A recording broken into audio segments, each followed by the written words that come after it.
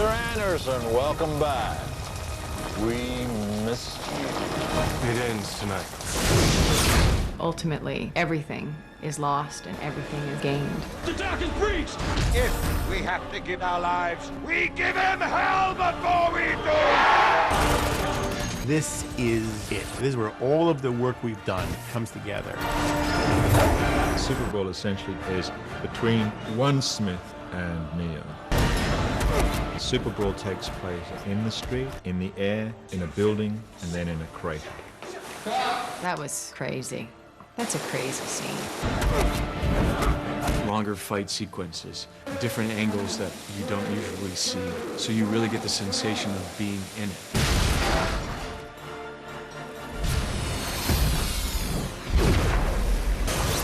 Everything that has a beginning has an end.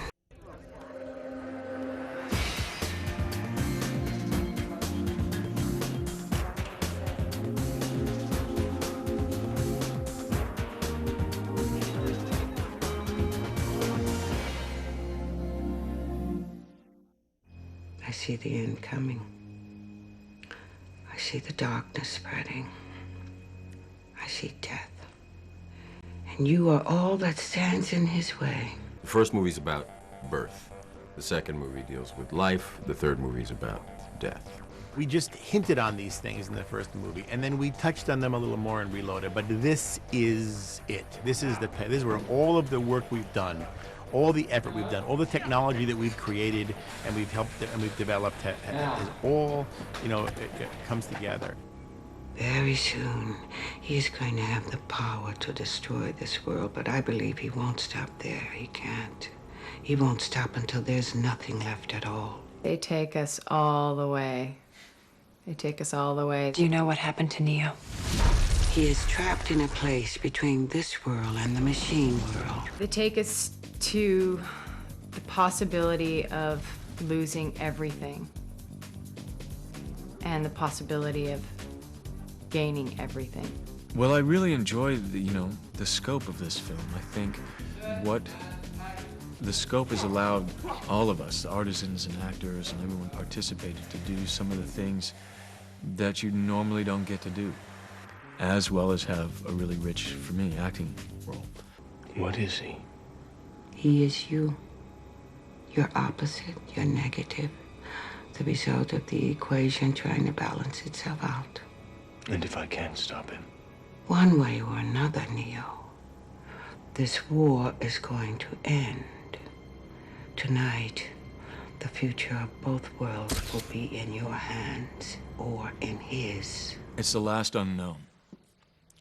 It's the last thing that he was, information he had from the Oracle. It's the only unanswered vision he's had. Those 3 lines. He doesn't even know where they lead to. I think he has an idea, but it's the last unanswered question of his life. Speak. The program Smith has grown beyond your control. You cannot stop him, but I can. And if you fail, I won't. And that's the dialogue that's happening between fate and personal will, I guess. Which is, what do I choose? And what do I want to know? And how do I live? And these kinds of things. And I think that the journey of Neo as hero is personal consciousness and truth. He doesn't ask what truth anymore, because he knows. You've never believed in the one.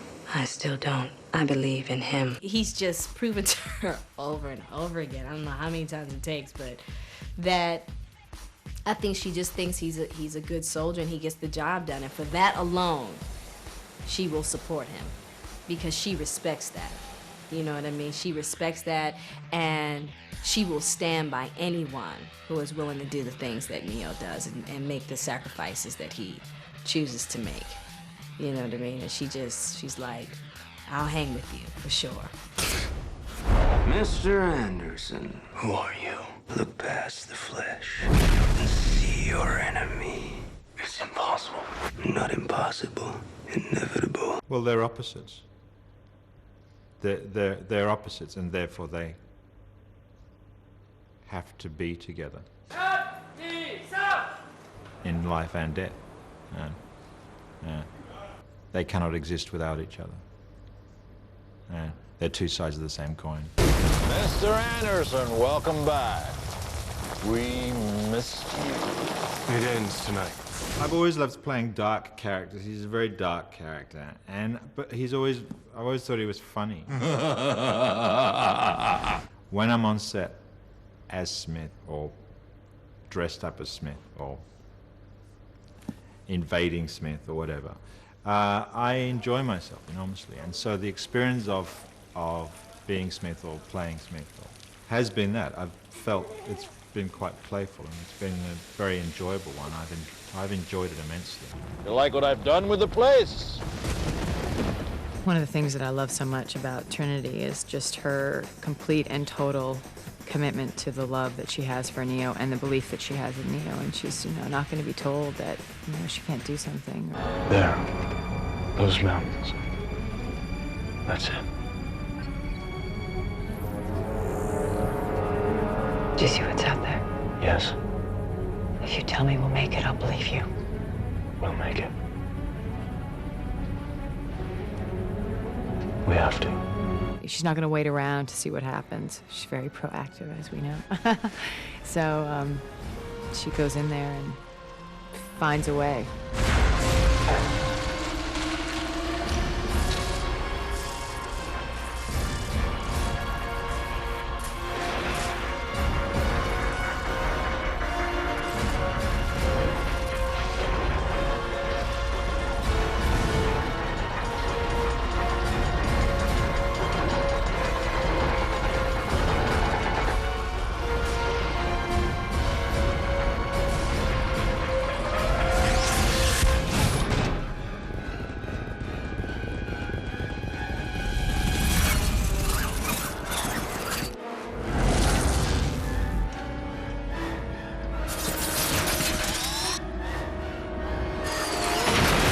For Trinity, it's her purpose.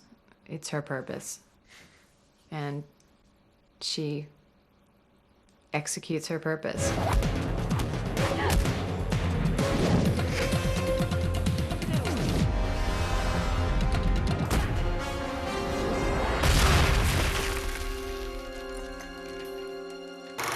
Coming up. It ends tonight.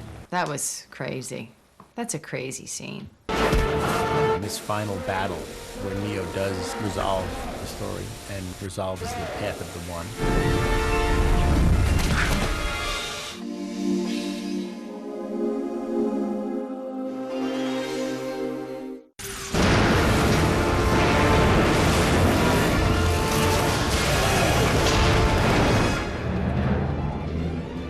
There's the exit. On my mark, give me full power at 90 degrees to lower left starboard. Full power. 90 degrees. I think the third movie is when more and more of his humanity comes to the surface, where he's not so much that very sort of formidable figure that we meet in the first movie who seems to know everything. Because we learn more about him as we go, I think he becomes more human by the third movie.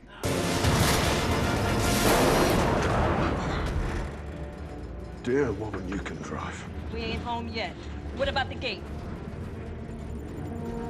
Sentinels are inside the dock. Are we too late? These are two people who obviously love each other dearly, and who were on a similar path, and somehow things changed for them. Niobe. Morpheus. Are you all right? Yes, we just didn't know what happened. I'm sorry. No, it's okay. I'm glad to see you too. It happens in life. People come together, they love each other. For any number of reasons, it's just not possible for them to stay together, which is sad, but what they have together is a beautiful thing. So it's a really complex human relationship. Lawrence, he's just superb. Captain! It just feels so good to have someone who can reciprocate. It's like bouncing a tennis ball back and forth and back and forth, you know, with rackets. He and I were out there playing tennis. That's how it felt like. It was emotional tennis. He's with you every second. Did you get Neo out? Yes. How did you know about that? The Oracle, You went to see her. just before the Sentinels found us. What? What did she tell you? The same thing she always does. Exactly what I needed to hear. You know, once I grow my hair and leave Australia, you know, Morpheus is somebody who's gonna be on a screen for me, and I'll get to experience him and Neo and Trinity and Smith and all the other characters and the stories and the philosophies and the themes in much the way that any audience person would do. Don't try this at home. And that, for me, is enough of an anchor, something to sort of hold on to as I move through the experience of playing the character. Up next, the dock is breached! I just love how crazy that siege scene is. It's just so much action going on. Ultimately, everything is lost and everything is gained.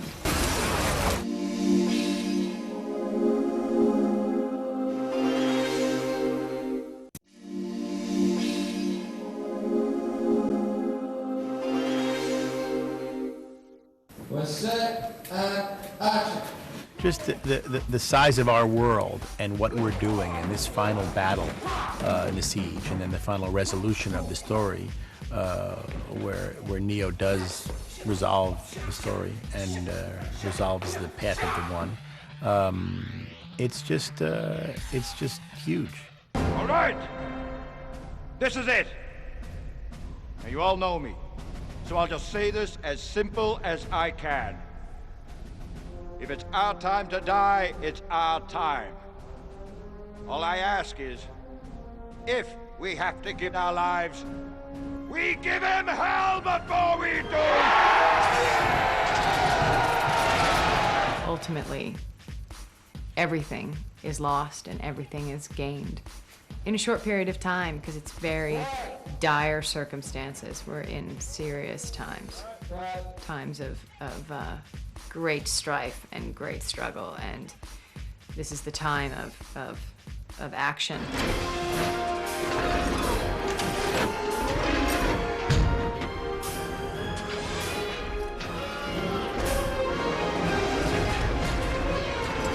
It allows the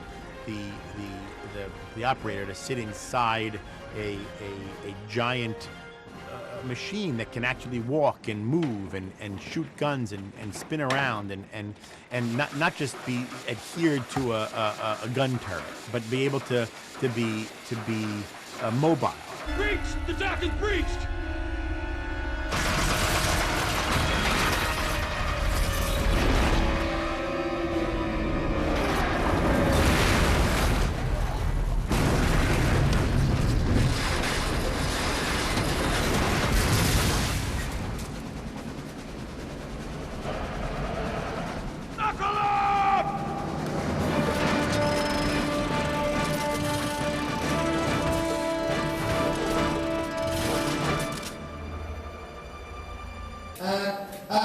There are some filmmakers who are afraid of CGI. They think that it gets in the way of movies. But when you are a good filmmaker and you know how to use CGI, it is an incredible tool because you can do unbelievable things with it that you've never seen before and will never see.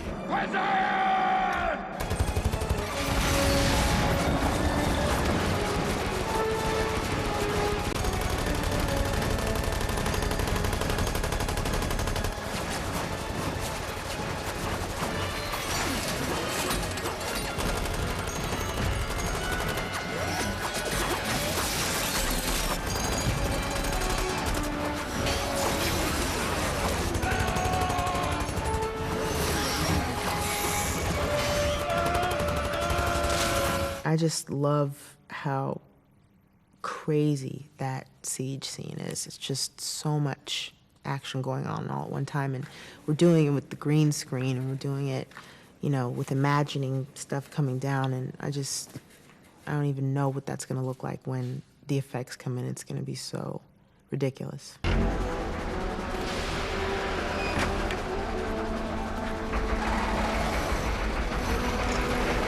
I think that she lost two brothers, and I think she feels very connected and very protective of Zion, as everybody who lives there does. I mean, it's the last place that, you know, humans can be free. I think that she, you know, loved her family, and she loves Link, and Link is about all she's got left. And if, you know, their home is destroyed, then they're destroyed. And I think that, you know, she just loves him so much that she wants to make sure that they can have a life together. Take this.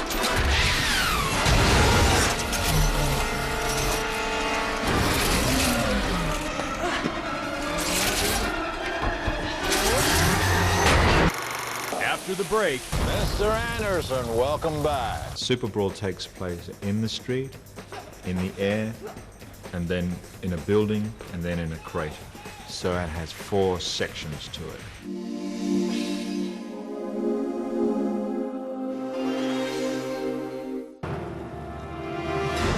Mr. Anderson, welcome back. We missed you. You like what I've done with the place? It ends tonight. I know it does. I've seen it. That's why the rest of me is just going to enjoy the show, because we already know that I'm the one that beats you. My favorite parts of it are the end, when Neo and Smith come to blows, and not just blows, but they really meet. The whole Neo-Smith interchange all the way through is the key to the Matrix to me. It's my favorite part, and it really comes to a head in 3. Well, it was unbelievable to, first of all, just see the rain. The rain was unbelievable. But they couldn't get much done. Like, it would be like, it was the highest example of like, da-da-da, cut, okay, set up. And the setup would take a long time. They'd have to dry the guys and stuff. So it was a hard one to stick around for. But it was, you know, that was crazy. That's a crazy scene.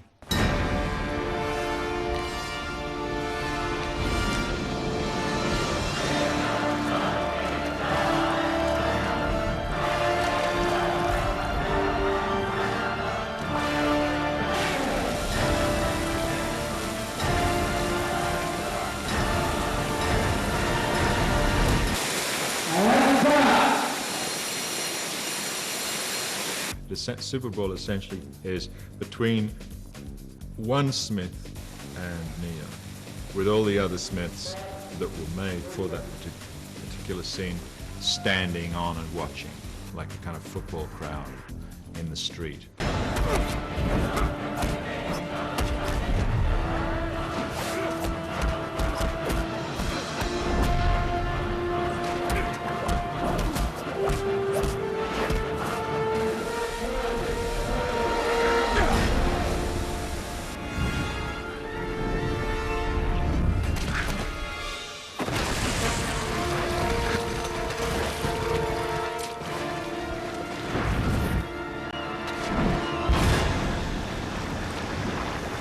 Super Brawl takes place in the street, in the air, and then in a building, and then in a crater.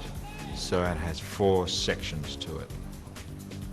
And so it's a very long fight. Longer takes, different angles that you don't usually see.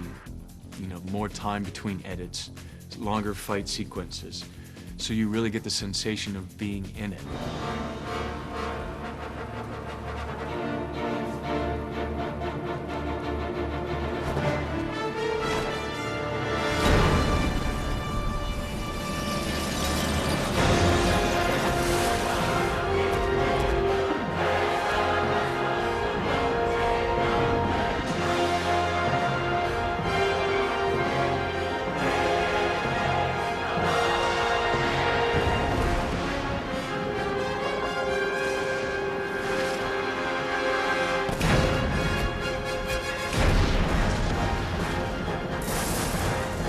sad, I'm happy, I'm relieved, I'm overjoyed. I've been living with this character, with these good people since 1997.